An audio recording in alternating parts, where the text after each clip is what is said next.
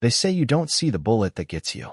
It's the quiet ones, the ones you trust, the ones you hold at night and whisper secrets to while the rain taps against the window. That was her. She had this smile like she knew something you didn't. And spoiler alert, I guess she did. For 8 years, I loved her like I was auditioning for sainthood. I'm not saying I was perfect, but I was the kind of man who always filled up her gas tank, remembered anniversaries without Facebook reminders, and never once complained about her mother's cooking, which honestly should have qualified me for hazard pay. Her name was Danielle, but I called her Danny, because it sounded lighter, easier, like the version of her I thought I married. The house was nice. Not HGTV nice, but nice enough that we had a wine fridge neither of us used.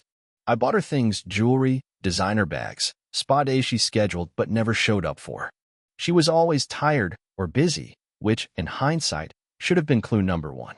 But back then, I figured love was a seesaw. Sometimes you hold the weight until they find their balance again. Then came Thursday. Thursday was laundry day. A dumb detail, I know, but stick with me. That's when I found it, the receipt. Not for groceries or gas. No, it was for a diamond bracelet from Tiffany's, billed to my joint account, and signed by someone named Chase. Chase? Huh? Well, Chase better start running. The next few days were what I call the awakening. I went from husband to private investigator real fast. And what I uncovered? Let's just say, if there were Olympic medals for deception, Danny would have brought home the gold. She wasn't just cheating, she was efficiently cheating. Calendar blocked. Hotel receipts. Even labeled the guy as Rachel from Pilates in her phone. Bold. But this isn't a sob story. No, sir.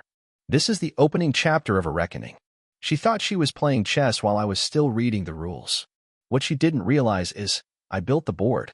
After the receipt incident, I did what any sensible man would do. I smiled more. She thought I was oblivious. I started bringing home flowers again. Complimented her hair even when it looked like she'd lost a fight with a leaf blower. I even booked us a weekend getaway to reconnect.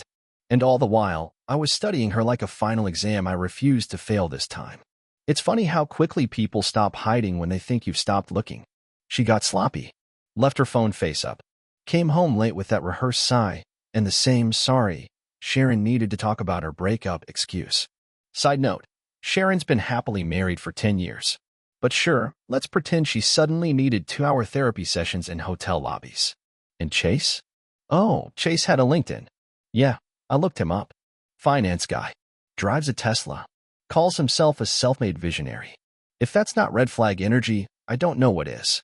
Picture the kind of guy who wears loafers without socks and thinks tipping is a personality trait. That's Chase. Anyway, back to Danny. She still wore the bracelet. The one I didn't buy. Bold move. Like walking around with the trophy from a game you cheated to win. I asked her about it once. She said, "Oh, this? Sharon got it for me as a birthday gift." Right. Sharon again. She must have a side hustle in smuggling diamonds. So, I played dumb. Not because I am, but because playing smart was going to take patience. I needed time to line everything up emotionally, financially, and theatrically. Because if you're going to go out with a performance worthy of a standing ovation. Step 1. Gather the artifacts. I went through every drawer, every receipt, every dusty gift box I ever gave her. Necklace from our 3rd anniversary. Bracelet from that trip to Napa. Designer watch from her promotion. A pair of earrings she cried over when I surprised her just because. All of it, stacked neatly in a velvet-lined box like relics from a war I didn't know I was losing. And while I packed them, I smiled. Because I knew exactly where they were going next. The box looked innocent. Elegant, even. Dark mahogany, lined with felt. The kind of thing you'd expect to see in a high-end boutique, not on the passenger seat of a 2014 Ford truck that had seen better days and worse Spotify playlists. Inside? A graveyard of sentiment. Every diamond, every carat, every "I love you" with a price tag on it now. It was like the ghost of Christmas past threw up on a jewelry counter. I drove to a pawn shop on the edge of town, not the sketchy kind where you think you're being watched by 6 cameras and a raccoon in the ceiling. No, this place was clean, well-lit, run by a guy named Gary, who had a handshake like he was auditioning for Santa Claus and a look in his eye that said, "You're not my first heartbroken customer." Selling or pawning? He asked. Selling, I said, sliding the box onto the glass counter.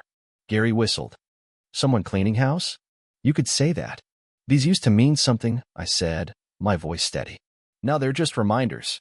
He opened the box carefully, the way you'd handle an urn if you weren't sure it was empty. "This is nice stuff," he said, genuinely surprised. "Whoever she is, she's got good taste." "Correction," I said. "Had good taste. Now she's got chase." Gary looked up, paused like he wanted to laugh, but didn't know if it was allowed. "Brutal," he said. "Not yet," I replied. "This is just the prologue." He appraised the items like a jeweler and a therapist rolled into one. After about 20 minutes, he gave me a number. It was fair. Not great. Not awful. Just enough to cover the point. I took the check. Then I asked for one more thing, an envelope. The envelope was plain. White, standard, nothing fancy, which, now that I think about it, was pretty fitting. Because by the time this all shook out, that's exactly how I saw her, ordinary. Beneath the glitter and charm and that carefully curated Instagram smile, she was just another person who mistook loyalty for weakness. I slid the pawnshop check into the envelope, then grabbed a pin from the counter. Gary leaned against the register like a bartender watching a regular spiral toward emotional catharsis. "You write these a lot?" I asked. "Only for people who look like they've just walked out of a burning building," he said, deadpan. "Fair." I wrote on the memo line first. Neat, legible, slow. For services rendered, disloyalty, deceit, and wasted years. Then on the check's payee line, I left it blank. Let her fill in the name. Let her make it real. That way, she'd have to look at the number, the exact dollar value her love used to be worth. A total sum, given back to her like a refund on a defective product. Finally, I pulled out a no card from my jacket pocket. Pre-written. I'd done this part earlier, sitting in my truck with a thermos of black coffee and a playlist of breakup songs that were way too dramatic for my taste but did the trick. I read over the words one last time before folding it in half and slipping it into the envelope with the check. The note read, "Congratulations. You're free now. And so am I. I've returned all the gifts I ever gave you, because you no longer carry the value they once held. You wore them like trophies. Now you can sell them like souvenirs. In exchange, I leave you this check. Now you have officially lost your value in my eyes. M." I sealed the envelope, tapped it against the counter twice, and nodded at Gary. "You want a receipt?" he asked. "Tempting," I said, "but I'm not planning on returning this moment." That night, I got home before she did. Of course I did. Danny never came home early anymore. She was too busy pretending work was keeping her, when in reality, Chase and his leased Tesla probably were. I placed the envelope right where I knew she'd see it, on the kitchen island, next to a neatly stacked pile of folded towels and a bottle of the wine she used to love before it gave her headaches. That envelope, though, it stood out like a flare in the fog. Then I packed a bag. Not with drama, not with haste. Just the essentials, a few shirts, my watch, and the passport she never bothered to ask about. I'd already made arrangements to stay with my buddy Tyler for a week or two. Tyler, the kind of guy who brings bourbon when you're not even asking for help. The kind who tells you your ex was shady before it was cool to say so. As I zipped the bag, I heard her car pull into the driveway. Right on cue. I didn't rush. I didn't hide. I just stood in the hallway like a man who wasn't afraid to be seen anymore. The front door opened with its usual soft creak. Danny came in, heels clicking like Morse code across the tile floor. She looked tired, but not the kind of tired that comes from work. No. This was the kind of tired you see when someone's finally afraid the mask is slipping. She saw me first. "Oh, hey," she said, cautious. I nodded. No smile. Just acknowledgement. She walked further in, her eyes scanning the kitchen until they landed on the envelope. "What's this?" she asked, already walking toward it. "Everything," I replied. "Or maybe, nothing." She opened it. The check slid out first. She froze. I saw her eyes twitch ever so slightly, like a software glitch in her brain trying to process the unspoken math. Why would I give her money? Then she opened the note. Silence. The kind that makes your ears ring a little. The kind that hits deeper than shouting. She didn't cry. Danny wasn't the crying type, not unless it got her out of trouble. Instead, she looked up at me with that same calculated look she wore when she accidentally logged into my Amazon account and ordered $400 worth of skincare products. Like she was already crafting a narrative. "This is a bit dramatic, don't you think?" she said, her voice tight. "No," I said calmly. "What's dramatic is lying to someone who would have taken a bullet for you. What's dramatic is turning love into leverage. This is closure." She blinked. Twice. She wasn't used to me standing this tall. I used to tiptoe around her moods, her silence, her "not tonight, I am tired" excuses. Not anymore. I don't want your money, she said, tossing the envelope back on the counter like it burned her. Good, I replied. Then we're finally even. And with that, I grabbed my bag, gave the dog one last scratch behind the ears, and walked out the door. She didn't follow. She wouldn't. She was too proud. But that's the thing about pride. It looks a lot like dignity until you realize it's just fear in better clothes. That night, I didn't cry. I didn't scream. I didn't even drink. I just slept. Like a man who finally stopped trying to save someone who was never drowning, just swimming away the whole time. There's a specific kind of peace that comes when you no longer care how someone feels about you. It's quiet. No alarms, no fireworks. Just space. That's what the morning felt like. I woke up at Tyler's place. His guest room had an old ceiling fan that creaked every third rotation. The mattress was firm, military firm, but somehow, I slept like I'd been on a cloud made of middle fingers and fresh starts. Tyler was already up when I shuffled into the kitchen. "You good?" he asked, sliding a cup of coffee across the counter. "Better than I should be." He nodded like a man who'd heard that sentence before, maybe even lived it. "I take it she got the message?" "Oh, she got it." "Open the envelope right in front of me," I said, sipping the coffee. Her eyes did this twitchy thing, like she wasn't sure if she was being dumped, sued, or spiritually exorcised. Tyler snorted. That's the face of someone who just realized the ATM finally ran out of patience. We laughed. A real one. The kind that makes your ribs ache and your heart feel 10 pounds lighter. But laughter wasn't going to be enough. Not yet. Because Danny thought that was it. She thought the envelope, the check, the walkout, that was the whole show. She didn't know there was an encore. See, that was just my quiet exit. Now it was time for the public unveiling. The first domino fell that afternoon. I opened my laptop, cracked my knuckles, and logged into the joint email we still shared for bills, travel, and the occasional RSVP. Old-fashioned, I know. But now it was a goldmine. See, Danny wasn't just having an affair. She was also sloppy. Really sloppy.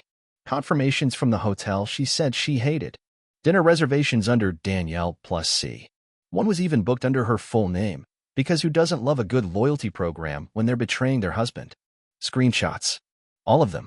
Then I dug into our shared cloud storage. Ah yes, the infamous vacation folder labeled Costa Rica 2021. Except, I'd never been to Costa Rica. We were on a break during that time. She claimed she needed space to think. Translation, she needed time to get sunburned with Chase and drink cocktails out of pineapples while I sat home wondering if I'd said something wrong. What she didn't know is that her phone synced automatically to our cloud account. And among the photos of waterfalls and resort buffets were some cozy, close-up shots of her and Mr. Tesla himself. One had a caption, "My forever." Charming. So I got to work. I crafted an email, not to her, but to a very particular audience. Friends, family, a couple of mutual coworkers, and for the cherry on top, her parents. No ranting. No rage. Just facts. Receipts. Dates. Screenshots. A polite message. Hi everyone. I'm writing this not to cause drama, but to close the chapter on a marriage that was built on trust and ended with deceit. Some of you may have heard that Danny and I are separating. You deserve to know why. Attached you'll find a few examples of what forever looked like from her end. There's no need for replies. I'm not looking for sides. I just want honesty to have its day in court. I hit send. Then I turned off my phone. The fallout didn't take long. Tyler and I were grabbing burgers when my email buzzed like a slot machine. Apparently, Danny's sister replied. So did two of her friends. One of them wrote, "I always knew something was off with her. Should have listened to you." Validation is a strange drug, dangerous in high doses, but damn satisfying in small sips. The best message, though, came from Danny herself. The subject line? "We need to talk." I didn't open it. I didn't have to. She was panicking. That's what that subject line meant. Not remorse. Not love. Just damage control. Let it burn. Because now I was thinking about the next step. Not just clean-cut closure. Not just walking away. I was thinking about the perfect finale. She had taken time, trust, years, dignity. She hadn't just broken vows, she'd done it with arrogance. She'd moved through the betrayal like I was some side character in her drama. Like I was the last course in a meal she no longer enjoyed. No, I wasn't going to let her just dust this off and pivot to the next sucker. Which is when I made a call. To Avery. Now, Avery is not a man you call unless you're serious. He's not a hitman or anything dramatic like that. He's worse, a digital forensics specialist. Works in cybersecurity by day, but by night, he's got more dirt on more people than Google, the NSA, and TMZ combined. He owed me a favor. I saved his butt in college when a plagiarism charge almost ended his scholarship. I need digital leverage, I said. You want blackmail? He asked. Nope. Just clarity. Whatever you find, I want it clean, legal, and true. I want her world to be as exposed as mine felt when she lied to my face every night. Avery didn't even hesitate. Send me her phone number and any emails you've got. I'll get back to you. It was around midnight when I got his message. Check your inbox. You were right. She's a serial offender. What he found? Oh, let's just say Chase wasn't the only visitor in her rotation. There was a second man, an old co-worker she'd been texting under the name Nicole in her phone, and another, some guy from the gym. Married. Kids. Sweet guy from what I could tell. She had a type. Guys who trusted her. In one chat, she wrote, "He still thinks I'm staying late for conference calls." Such a dummy. I stared at that sentence for a long time. It wasn't the word dummy that got me. It was the casualness, the ease. Like I was a dog she was training to sit and roll over. That's when I knew. This wasn't about revenge anymore. It was about demolition. Taking the whole facade down brick by brick, until all that was left of us was a cautionary tale whispered behind champagne glasses at parties. And Danny? She'd get to watch it fall. The next morning, I watched it happen in real time. Danny's social media, once a shrine to manufactured perfection, turned eerily quiet. No daily yoga selfies. No rise and grind posts. Just radio silence and a quiet removal of her relationship status. Subtle. Controlled. A digital shrug. She hadn't blocked me yet, which was curious. I figured she was still trying to monitor damage control, see if I'd post anything. Maybe trying to gauge how far I'd go. She had no idea, because I wasn't just cleaning out the house. I was fumigating the legacy. I called our financial advisor next. Asked for a meeting. When he asked if Danny would be joining, I replied, "She's been unavoidably detained, in a web of her own creation." When I got to the office, I handed over a signed letter formally removing her from every shared asset I legally could. Retirement plans, insurance policies, business beneficiaries. He looked at me. "You sure you want to do this now?" "If I wait any longer," I said, "I'll start to feel like I'm dragging my feet. I've already wasted enough years." That night, Danny tried calling again. 7 missed calls. 2 voicemails. No tears in the voice, though. Just that tone people get when they're used to winning, and slowly realizing they aren't. Turns out, Chase had no idea she was married. He found out after one of Danny's friends, God bless whatever wine-fueled conscience they finally grew, forwarded him the email I sent. He called me, and to his credit, he was angry, but not at me. "Man, I thought I was the bad guy," he said. "But she never even told me about you. She said her ex was abusive, controlling, kept her from being who she was." I almost laughed. "And who exactly is she, Chase?" "Because I've lived with her for 8 years, and I'm still not sure." He exhaled. I ended it. "Thought you should know." "Why?" I asked, genuinely curious. "I don't like being someone's alibi, or someone's mistake." Props to Chase. Dumb enough to fall for her, smart enough to get out early. I hung up, then texted Danny. Even Chase figured it out. Took him 3 months. "You had 8 years." No reply. I went back to Gary's shop. Not because I wanted anything back, I didn't. I just wanted to see if it all sold. It had. Woman came in last week, bought the whole collection, Gary said. Said it reminded her of her ex. I smirked. Tell her she's got good taste in heartbreak. He handed me something, though. A small item he'd forgotten to price. A delicate pendant I'd given Danny on our 3rd anniversary. It was tucked behind the drawer. "You want it back?" he asked. I looked at it. It was pretty. Small. Inoffensive. "No," I said. "Give it away. Someone else deserves to wear something that still has a soul." I left the shop feeling lighter. Not vindicated. Not gloating. Just finished. I got invited to a mutual friend's wedding. At first, I thought about skipping it. But then I realized this was the final curtain. A chance to show up, calm, clean-cut, composed. A man reborn. Danny was there. Alone. The whispers around the reception were deliciously impossible to ignore. She looked like a faded photograph, pretty, but dimmed. You could tell the glow was gone. No Chase. No friends surrounding her. Just a half-empty champagne glass and a dress that didn't quite fit like it used to. I didn't gloat. I didn't even say hello. But as I walked by her table, she looked up. Eyes glossy. Searching. I raised my glass ever so slightly. Then walked away. Let her sit in it. Not because I hated her, but because I finally didn't need her to understand. I sent the final check 6 months later. Not to her. To her parents. Enclosed was a photocopy of the pawnshop transaction, neatly itemized. The note attached read, "Your daughter once told me love was about giving without expecting anything in return. I gave her everything. She gave herself to strangers. These are the receipts. If she asks why she didn't get a second chance, tell her I sold it, along with the rest of her jewelry." I never heard back. But I didn't need to. Because by then, my new place had white walls, clean sheets, and not a single photo of a lie hanging on the wall. I'd started seeing someone. Slowly. Honestly. No masks. No games. She asked me once if I'd ever been married. I said, yeah, but I divorced a ghost. That was it. Story told. Bridge burned. Value lost. And revenge? It wasn't loud. It was composed. Precise. Surgical. The kind of revenge that doesn't ruin your soul. It just hands theirs back to them, itemized and appraised.